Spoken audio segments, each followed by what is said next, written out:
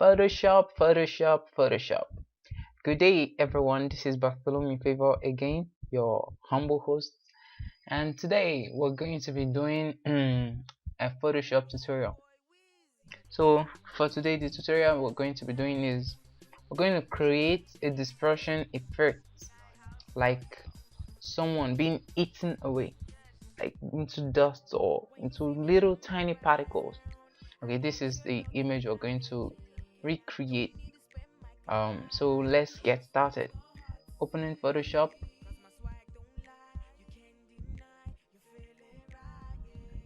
Okay, so I would want to load in the image we're going to work with, the base image. So I go to File, Open, and this is the image. This dude, what is his name? I guess you do know that. Okay, so we're going to duplicate this layer. Duplicate. I did that by just right clicking and selecting duplicate, then okay. So on this background layer, we're going to make Photoshop to like take away this dude from the background and create same background but just without this guy, so that we can work without with the background. So how I'm going to do that is by using this lasso tool, and I'll make a selection around him. Then Photoshop will magically take him away for us. So selecting the lasso tool, the selection does not have to be perfect, just a rough selection, doesn't matter. I'm just trying to speed this up.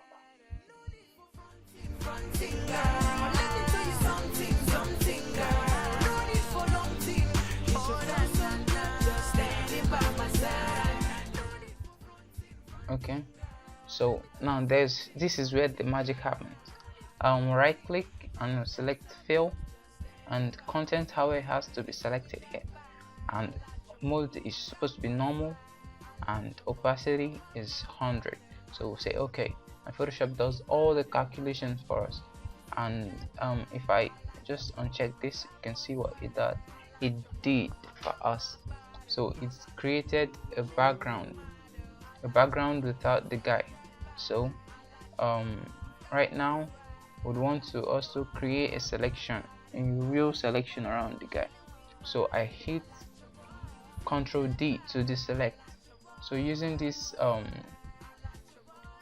quick selection tool, we're going to select this layer, then we would make a selection. I'm just doing this by dragging and clicking, left clicking obviously. So a quick selection tool is a really great tool, similar to the magic wand tool.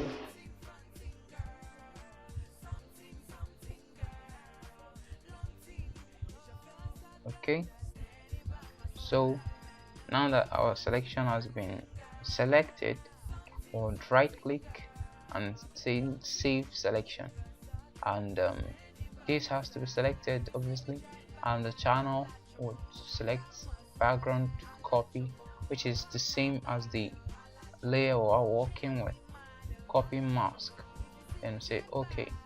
So you can notice the mask has been added to the layer. So we would need to duplicate this by right clicking and selecting duplicate layer and say okay, then hovering above this icon here, this link icon, we'll have to right click on it and select apply mask. So if we uncheck this, so you can see it doesn't have the background anymore. So with this, we would also still need to duplicate it one more time, duplicate layer. So we'll be applying the dispersion effect on this layer, and this is the real dude. So let me just quickly name it dude, and this is the effect. Sorry. Okay, so with this layer selected, I'll hold Ctrl D to deselect, and go to filter, liquify, Then with this tool selected, we'll just left click and drag to give this effect. We'll keep doing this until we have covered the right part of his body. I want the one to put it down on me and make me want more. I want my African baby. Yeah, I want the one to put it down on me and make me want more. I want that, I want that, I need that. Okay, so I'm about done now. I'll click OK. So this is what we have. The next thing is to hold down Alt. While this layer is selected, the effects layer is selected. You hold down Alt on your keyboard, then you click on this mask. So, and then you select this other dude layer. Then we don't need to hold down Alt, then we just click on the mask. Okay, now the effect is ready to be added onto our image. To add it, we need to use this brush tool, and we need to also load in some preset brushes. To do that, I'll provide a link in the description below where you can get the preset brushes, the brushes I used. Okay, to load it in, we'll go to edit. You can also use the ones available as a default with Photoshop. So to load in these ones, we go to edit, then presets, preset manager, then load. It's available in my download directory, so load, done. Okay, with this brush selected, this layer selected, I just switch this to black, then I pick the brush I would want to use, and you can notice all these are all unchecked except for smoothing. So go pick my brush. Let's see what name of this one. Okay, so the brush we would want to select is this 415. I think I like it, so we need to reduce the size a bit, not that much. Okay, I will need to like rotate it a bit more. Okay, then you can click on the image and it's getting in the way. Can rotate it again and again.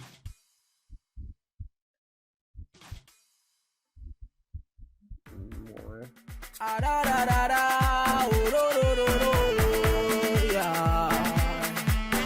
As you can see, oh yes, yeah, very, very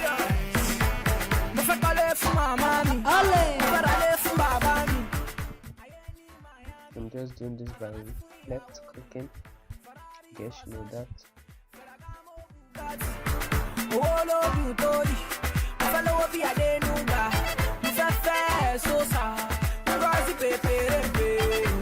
them for me, baby now.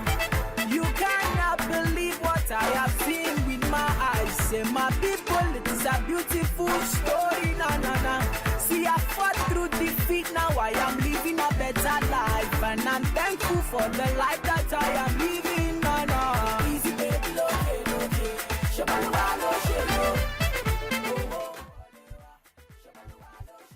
Okay, I think that's about right. So now we go to the second layer, then we'll switch to white. Would let me increase the size of the brush, spin it a bit more size, and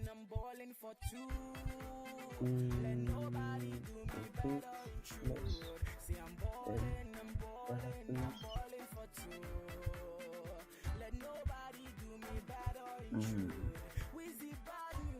Rotate,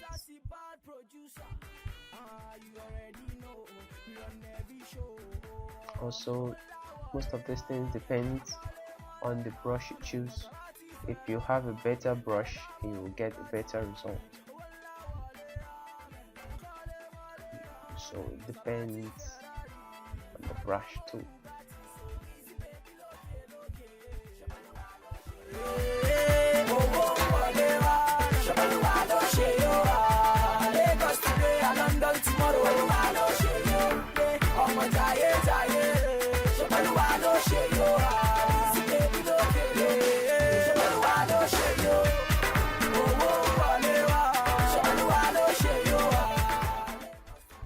Just trying to give it more irregularity.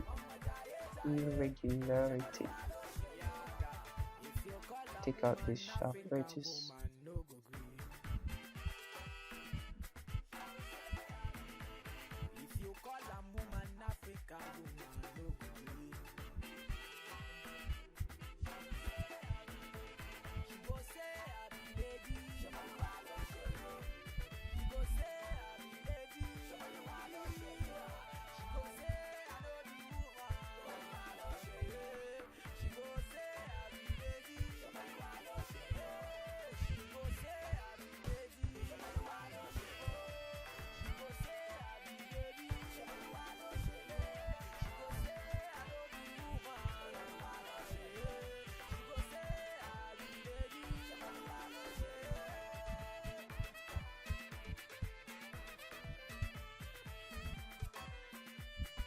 Okay, so that's about it for the effects. You can do more if you want to, but I'll stop here.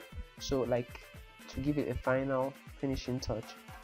Okay, so what I'm going to do is to right click on this and select gradient map, then double click here, then this is the map I would want to use.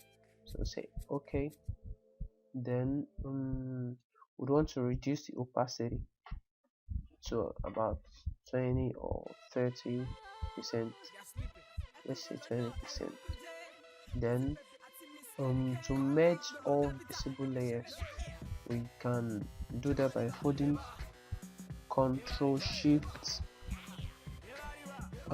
Alt E. Okay, so we need to sharpen the image because the effect looks blurry and smoothened.